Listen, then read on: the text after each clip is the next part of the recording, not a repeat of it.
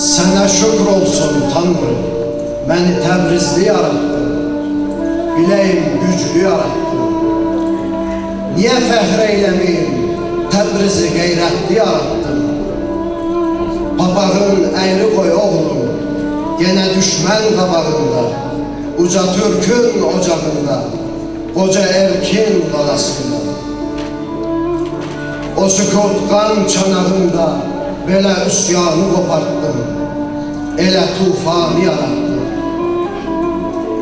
Qoy o satqınlar özün Tehrana satsın, özünü satmışın artıq neyi vardır ki talansın.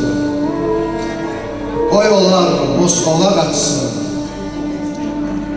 gözün qarşısına pərdə asanlar, düşmənin oxlarını xalqa atanlar, çürümüş beyni yuyanlar, içi boş təblə vuranlar, bizi bizdən ayıranlar, ürək müftə vuranlar.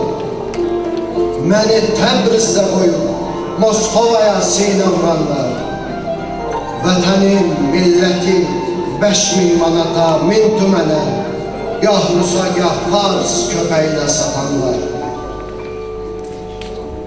Huşu yox başına gəlsin, hələ qoy özlüyünü yadlara satsın, hələ qoy Təbrizimiz qanə boyansın.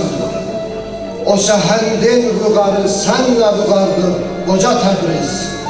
Bu Azərbaycanın övladına aydındır, əyandır qoca Təbriz. Başımı eyləmsən sən uca Təbriz. Sən Azərbaycanımın qan damarı, sən əzəldən yaranıbsan, olan aslan yatağı, Dədə Qorqud sayağı. Özü məzlum, amma məzlum dayağı. Bakı səndən alacaqdır nəfəsi. İki qardaş qıracaqdır qəfəsi. Rəsuloğlu ucalandır bu səsi. Yaşasın Türk elinin ergənəsi. Yaşasın millətimin ənənəsi. Yaşasın Türkçülüğün dəbdəbəsi. Ölməyəydin, bari Təbrizliləri şad görəydin. Bakının nəğmələrin Təbrizindən yar görəydin. Səni azad görəydin, səni abad görəydin. Ürəyin pasdan arınmış, səni ulduzla aya tay görəydin. Səni abad görəydin, səni azad görəydin. Səni azad görəydin, səni abad görəydin.